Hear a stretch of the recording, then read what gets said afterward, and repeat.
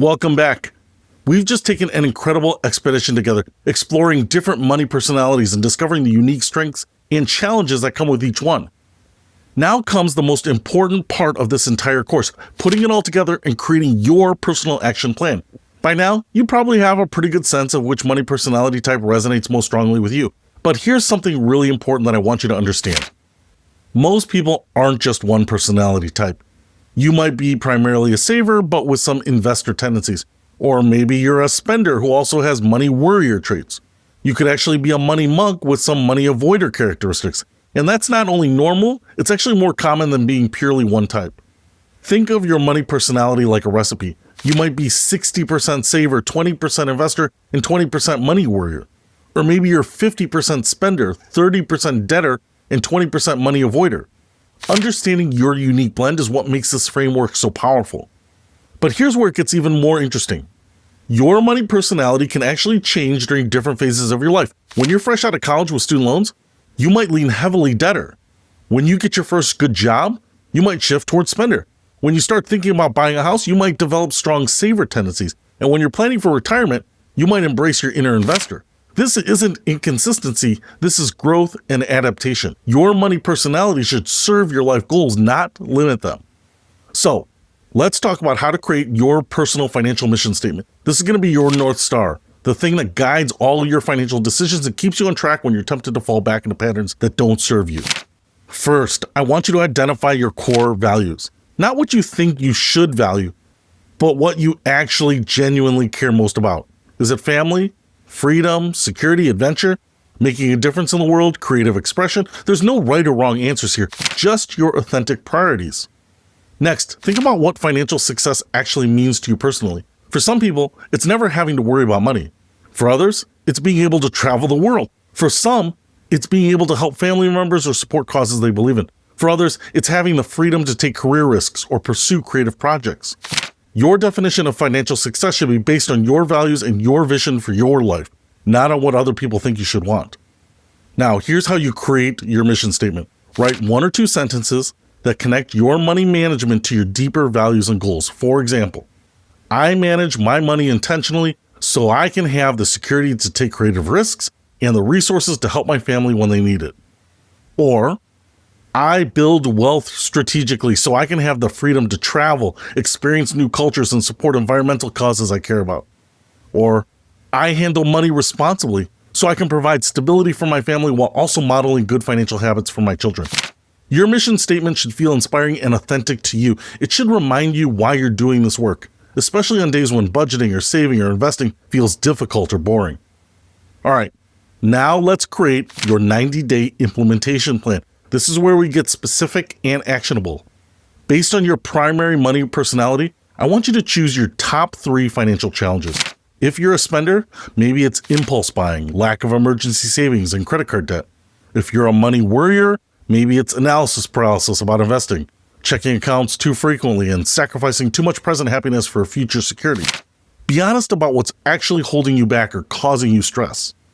Next, for each challenge, choose one specific strategy from the personality modules that resonated with you. Don't try to implement everything at once. That's overwhelming and usually leads to giving up.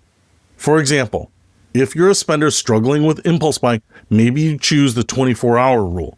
If you're a saver who's been too restrictive, maybe you choose to create a monthly splurge budget.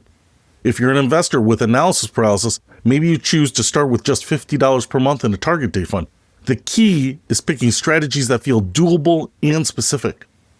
Now, here's something crucial that most people skip. You need to set up tracking and accountability systems. This doesn't have to be complicated, but it does have to be consistent. Maybe you check in with yourself every Sunday evening to review how the week went. Maybe you have a monthly money date where you review your accounts and celebrate your progress. Maybe you find an accountability partner who shares similar financial goals.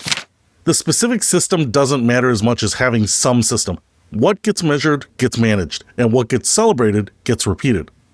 Let's also talk about building your financial support system because money management doesn't happen in isolation. If you have a partner, you need to have an honest conversation about your different money personalities and how they complement or conflict with each other. A spender married to a saver can actually be a great team if they understand each other's perspectives and create systems that work for both personalities. If you're single, Consider finding friends who share your financial goals. Having people you can talk to about money, people who won't judge you for wanting to build wealth or for struggling with financial challenges, makes your expedition much easier and more sustainable. You might also want to consider working with professionals. If you're dealing with significant debt, credit counseling might be helpful. If you're building wealth and your situation is getting complex, a financial planner could provide more valuable guidance. If money issues are creating significant stress or relationship problems, a financial therapist might be worth considering. Here's something else that's really important. Schedule regular reviews and be prepared to adjust your approach as you grow and change. I recommend doing a comprehensive review of your money personality and financial strategies at least once a year, maybe on your birthday or at the beginning of each year or on some other date that's meaningful to you. During these reviews, ask yourself, what's working well? What's not working? Have my values or priorities shifted? Do I need to adjust my strategies or try new approaches? Remember, your money personality isn't a prison, it's a starting point. As you develop new skills and confidence, you might find yourself adopting strategies from other personality types that serve your evolving goals.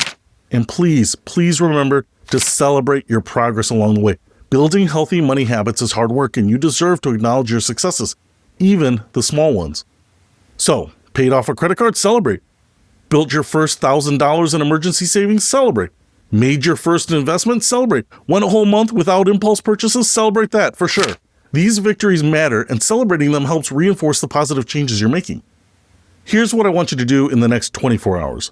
Write your personal financial mission statement. Identify your top 3 financial challenges, and choose one specific strategy to implement for each challenge. Set up one tracking or accountability system. Don't overthink it. Don't wait until you have the perfect plan, just start. You now have something that most people will never get: deep self-awareness about your relationship with money and specific strategies that work with your natural tendencies instead of against them. Your money personality isn't something to overcome, it's something to understand, honor, and work with strategically. You have everything you need to build the kind of financial life that supports your values and your dreams.